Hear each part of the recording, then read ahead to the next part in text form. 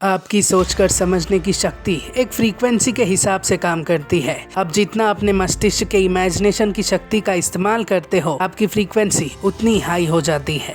और ऐसे ही high frequency के बीइंग थे सर निकोला टेस्ला, आधुनिक युग के सबसे महान शख्सियतों में एक, जिन्होंने अपने दिमाग की सारी ताकतों को लगा दिया इस दुनिया को एक नया रूप देने के लिए। ऑल्टरनेटिंग करंट, जिस पर आज के सारे आधुनिक यंत्र निर्भर है, जिससे पूरे विश्व के घरों को अंधेरे में उजाला मिल रहा है, सर निकोला टेस्ला की ही देन थी। रिमोट कंट्रोल से रेडियो तक, वायरलेस कम्युनिकेशन तक, इनकी सारी इन्वेंशंस एक छोटे से बच्चे के विज्ञान में बढ़ रही रुचि से शुरू हुई थी, जिन्होंने अपने सारी जिंदगी की कमाई अपने इन्वेंशंस में लगा दी और औरों की तरह कभी भी लालच के सागर में नहीं डूबे। मानवता को आगे बढ़ाना ही अपने प्रोजेक्ट्स का एम बनाया। चलिए शुरुआत से शुरू करते हैं। In the essence of sir Nikola Tesla.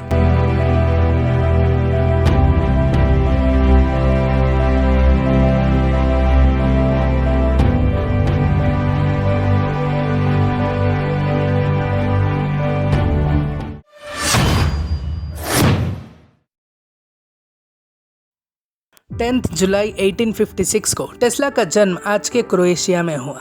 उनकी मां जुका टेस्ला एक बहुत ही प्रभावशाली महिला थी, क्योंकि वो खुद भी इन्वेंटर्स के फैमिली बैकग्राउंड से थी और उनकी मेमोरी यानी चीजों को याद रखने की शक्ति इतनी अद्भुत थी कि सारे सर्बियन एपिक पोएम्स उनको मुंह जबानी याद होते थे। उनके पिताजी मिलुतिन टेस्ला एक प्रीस्ट थे और जब टेस्ला जन्मे तो उन्होंने अपने बेटे को प्रीस्ट बनाने का सोचा, पर नियति को तो कुछ और ही मंजूर था। उन्हें कहा पता था कि वक्त के साथ उनके बच्चे की विज्ञान और आविष्कारों में रुचि बहुत बढ़ जाएगी। अपनी माँ के नए नए होममेड आविष्कारों ने निकोला को ध्यान देने में मदद किया। वो अपनी माँ जी को देख खुद भी उन्हीं की तरह नए नए आविष्कार करने की कोशिश करते और उनकी माँ ने निकोला को अपने मेमोरी एक्सरसाइजेस से ट्रेन किया, जिससे उनकी मेमोराइज करने की शक्ति 4 साल की उम्र में ही इम्प्रूव हो गई। धीरे धीरे निकोला ने अपने दिमाग के अवचेतन मन यानी सबकॉन्शियस माइंड की पावर ऑफ थॉट्स को अनजाने में इस्तेमाल करना शुरू कर दिया और इससे उनकी माइंड की फ्रीक्वेंसी स्लोली इंक्रीज होने लगी। और जब आपकी माइंड की फ्रीक्वेंसी बहुत हाई होती है, तब आपको ज्यादा समझने के लिए सोचना नहीं पड़ता। आप चीजों को देखते ही उनके बारे में समझ लेते हो। ये पूरा दुनिया आपके लिए एक लाइव पिक्चर बन जाती है, जहां आप सब चीजों को ऑब्जर्व कर सकते हो। आपकी ऑब्जर्वेशन बहुत इम्प्रूव हो जाती है। आप अपने थॉट्स को एक्सपीरियंस कर सकते हो, उसमें अपने इमेजिनेशन से, अपने दिमाग के शक्ति से जोर लगा के चीजों को क्रिएट कर सकते हो। पर 5 साल के निकोला को अपने इस पावर का अंदाजा नहीं था। उन्होंने उसी साल अपने बड़े भाई को घोड़े से गिरकर मरते हुए देखा था, जिसके दृश्य ने उनके सबकॉन्शियस माइंड में अपनी स्ट्रॉन्ग जगह बना ली और उनको जिंदगी भर अपने भाई की मौत का सीन आंखों के सामने आता रहा। इस घटना के बाद निकोला टेस्ला कई वर्षों तक अकेले रहना पसंद करते। अगर छोटे निकोला से किसी वस्तु या ऑब्जेक्ट की बात की जाती तो उनके दिमाग में आती न्यूरॉन्स के इलेक्ट्रिकल इम्पल्सेस का दृश्य उनके आंखों के सामने आता था। कई बार वो बात करते करते बेचैन हो जाते थे, क्योंकि उनको समझ में ही नहीं आता था कि जो वो देख रहे हैं वो असलियत में है भी या नहीं। जब इस तरह के विजन्स उन्हें परेशान करने लगे तो उन्होंने कुछ तरीके अपनाए। वो अपने मन में एक शहर या बड़ी सी जगह की कल्पना करते और मन ही मन पूरे शहर में घूमते रहते। शहर में नए लोगों से मिलते या फिर किसी पसंदीदा काल्पनिक व्यक्ति को बुलाकर उससे घंटों बातें करते। एक दिन अपने घर में जब उन्होंने नाइग्रा फॉल्स का एक चित्र देखा, झरने से गिरते हुए पानी को देख के वो उस चित्र में खो गए। उन्होंने देखा कि एक विशाल पहिया पानी की शक्ति से घूम रहा है। 9 साल के निकोला ने अपने अंकल से कहा कि मैं अमेरिका जाके ऐसी मशीन बनाऊंगा जो पानी से शक्ति ले सकेगी, और उन्होंने 30 साल बाद ठीक ऐसा ही किया। 16 साल की उम्र तक उन्होंने अपनी इमेजिन करने की शक्ति को एक्सप्लोर किया और अपनी माँ के सिखाए मेमोरी एक्सरसाइजेस को जारी रखी। उन्होंने अपने बायोग्राफी में बताया है, जब मेरे दिमाग में कोई आइडिया आता है तो मैं उस पर सीधा काम नहीं करता। मैं पहले उस आइडिया को अपने इमेजिनेशन में बिल्ड करता हूँ, गलतियाँ करता हूँ, फिर उन्हें सुधारता हूँ और इस तरह उस डिवाइस को अपने माइंड के इमेजिनेशन में बनाता हूँ। और मेरे लिए ये पूर्ण रूप से उसी तरह है जिस तरह मैं इसे असलियत में बनाता हूँ। और मैंने इस डिवाइस को जैसे मेरे इमेजिनेशन में बनाया है, उसी तरह मेरा एक्सपेरिमेंट कामयाब होता है। मेरी 20 साल की इतने इन्वेंशंस में एक बार भी मेरे इमेजिन प्लान कभी फेल नहीं हुआ। टेस्ला अपने स्कूल में सबसे होशियार थे। उनकी मेमोरी एक्सरसाइजेस ने उनको आइडेंटिक मेमोरी दी थी, जिससे वो जो भी देखते उनके दिमाग में एक पिक्चर के जैसे स्टोर हो जाती, और इसी ने उनको इंटीग्रल कैलकुलस में आगे चल के बहुत मदद किया। समय आगे बढ़ा और 17 साल के निकोला टेस्ला के पिता चाहते थे कि उनका बेटा अपनी होशियारी से पादरी बनकर रिलीजन और फिलॉसफी को आगे बढ़ाए, लेकिन निकोला बचपन से साइंस में जाना चाहते थे। उनको विज्ञान को समझकर समझाना बहुत पसंद था। अपने एक्सपीरियंसेस, अपनी एक्सपेरिमेंट्स को करने से पहले लिखते, फिर उस पर अपने थॉट्स से फोकस करके विजुअलाइज करते और जब कुछ रिजल्ट आता तो उसे भी अपने नोटबुक में नोट करते। पहले तो उनके पिताजी नहीं माने, पर जब निकोला टेस्ला को कोलेरा हुआ, उनकी मरने जैसी स्थिति हो गई, तब उनके पिताजी बहुत डर गए। उनके बेबस पिता कुछ भी करके अपने बेटे की जान बचाना चाहते थे। उदासी में उनके पिताजी ने उनको वादा कर दिया कि अगर निकोला ठीक हो जाता है तो वो उनका दाखिला इंजीनियरिंग में करवा देंगे। और निकोला आंख बंद करके अपने इंजीनियरिंग लाइफ, अपने ग्रेजुएशन, अपने इन्वेंशंस को दुनिया को दिखाते हुए इमेजिन करके विजुअलाइज करने लगे और उन्होंने कोलेरा जैसी बीमारी को मात दे दी। किए हुए वादे के अनुसार उनके पिताजी ने उनका एडमिशन इंजीनियरिंग में करवाया। निकोला टेस्ला एक साइलेंट स्टूडेंट थे जिन्होंने अपने पूरे इंजीनियरिंग लाइफ में बस एक बार अपने सामने बैठे लड़के से खिड़की बंद करने के लिए मुंह खोला था। कॉलेज में मैथमेटिक्स को समझते समझते जब अपने इमेजिनेशन में नंबर्स और नेचर को रिलेट किया तो उन्होंने एक बात नोटिस की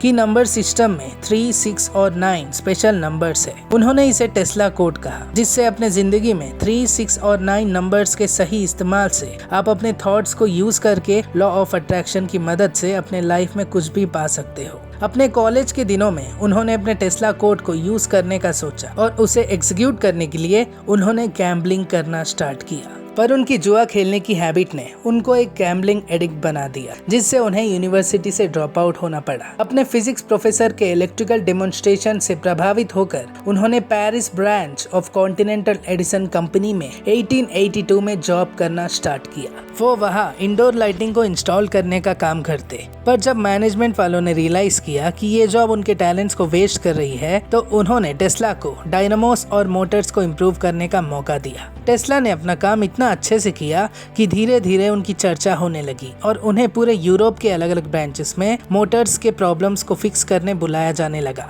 1884 में जब निकोला टेस्ला 28 इयर्स के थे, टेस्ला के मैनेजर ने उन्हें एडिसन मशीन वर्क्स का जॉब ऑफर किया। टेस्ला ने उस जॉब ऑफर को एक्सेप्ट किया और अमेरिका के न्यूयॉर्क आ गए, जहां उन्होंने अपने आगे की जिंदगी बिताई। न्यूयॉर्क आने के ठीक 7 साल बाद उन्हें वहां का नेचुरल सिटीजन बना दिया गया 1891 में। 1884 में एडिसन कंपनी में उनकी मुलाकात हुई कंपनी के ओनर थॉमस एल्वा एडिसन से। टेस्ला बहुत खुश थे अपने इंस्पिरेशनल फिगर से मिलकर और थॉमस एडिसन ने कहा, मेरे पास कई मेहनती असिस्टेंट्स हैं, पर तुम सबसे बेहतर हो। इन दोनों की दोस्ती को कहा पता था कि जल्दी इनके बीच जिंदगी भर की दुश्मनी होने वाली है। Thomas Alva Edison DC current को सबसे बेहतर मानते थे, क्योंकि डीसी करंट को यूज करने के लिए एक्सपेंसिव बैटरीज खरीदना पड़ता था और इससे एडिसन बहुत अच्छी कमाई कर रहे थे। डीसी यानी डायरेक्ट करंट, जिसमें चार्ज सिर्फ एक ही डायरेक्शन में फ्लो होता है। शहर के सारे अमीर लोगों का घर डीसी से उजागर होता था, पर गरीब लोग इतने महंगे पावर सप्लाई को अफोर्ड नहीं कर सकते थे। दूसरी तरफ निकोला टेस्ला ने एसी ऑल्टरनेटिंग करंट का आविष्कार किया, जिसमें चार्ज अपनी डायरेक्शंस को पीरियड के हिसाब से चेंज कर सकता है, जिससे एसी करंट के मदद से हम पावर को लॉन्गर डिस्टेंसेस में भेज सकते हैं। एसी पावर सिस्टम में स्टैटिक डिवाइसेस जैसे ट्रांसफार्मर की मदद से हम एसी वोल्टेज की मैग्नीट्यूड को भी बढ़ा या घटा सकते हैं, जिससे आप एक एरिया के तरफ हाई वोल्टेज भेजकर उस पावर के वोल्टेज को स्टेप डाउन यानी कम करके लोगों के घरों तक भेज सकते हैं। एसी सिस्टम में हर घर में बैटरीज को इंस्टॉल करने की कोई जरूरत नहीं, इसे गरीब लोग भी इजीली अफोर्ड कर सकते थे। निकोला टेस्ला ने एडिसन को एसी करंट के बेनिफिट्स बताने की कोशिश की, लेकिन एडिसन ने साफ साफ मना कर दिया, क्योंकि इससे डीसी के सेल्स कम हो जाते और एडिसन अपने पेटेंट्स के दम पे पैसे नहीं कमा पाते। बात को टालते हुए एडिसन ने टेस्ला को $50,000 का बोनस देने का वादा किया अगर टेस्ला उनके कंपनी के 24 मशीन्स को रीडिजाइन करता है। टेस्ला ने एडिसन के इस ऑफर को सीरियसली लेके 84 आवर्स बिना सोए 24 मशीन्स को रीडिजाइन किया था और सोचा था कि इस मोमेंट से वो एसी करंट पर काम करेंगे। पर काम होने के बाद एडिसन ने बोनस देने से इनकार कर दिया, ये कहकर कि तुम अमेरिकन्स का मजाक भी नहीं समझते क्या। पर एडिसन से धोखा मिलने के 6 महीने बाद उन्होंने उस कंपनी को छोड़ दिया और अपनी एक कंपनी खोली। आगे के साल उन्होंने अपना अल्टरनेटिंग करंट को डेवलप करने में लगा दिया, पर उनके इन्वेस्टर्स अब फंड नहीं कर रहे थे। उन्होंने अपने प्रॉफिट के लिए निकोला टेस्ला की कंपनी को पेटेंट समेत खरीद लिया और इसके बाद न्यूयॉर्क जैसी जगह में उन्होंने सरवाइव करने के लिए स्ट्रीट्स के नालों को खोदने का काम किया। पर एक दिन उनके जिंदगी में रॉबर्ट जॉनसन और उनकी पत्नी कैथरीन आए।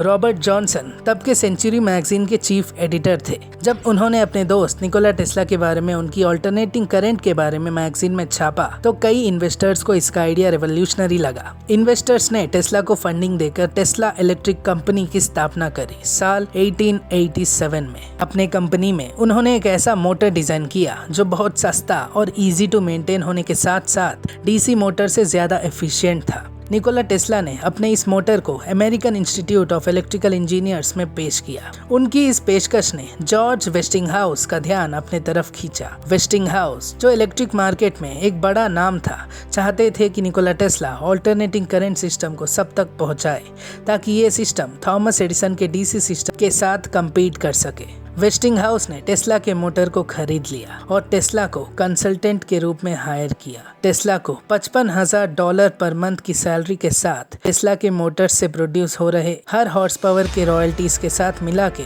टेस्ला को पे करने लगे। देखते ही देखते एसी आगे बढ़ने लगा और डीसी सिस्टम की सेल्स कम होने लगी। तब शुरुआत हुई इतिहास के पन्नों की सबसे अजीब war, the war of the currents.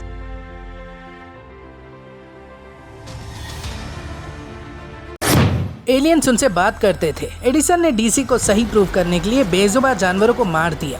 Radio Tesla ने बनाया था, पर नाम मार्कोनी का क्यों हुआ? वो आसमान से विद्युत को पैदा कर सकते थे। आखिर किसने उनके टावर को नष्ट किया? टेस्ला भविष्य देख सकते थे? जानते हैं एसेंस ऑफ निकोला टेस्ला के सेकेंड पार्ट में।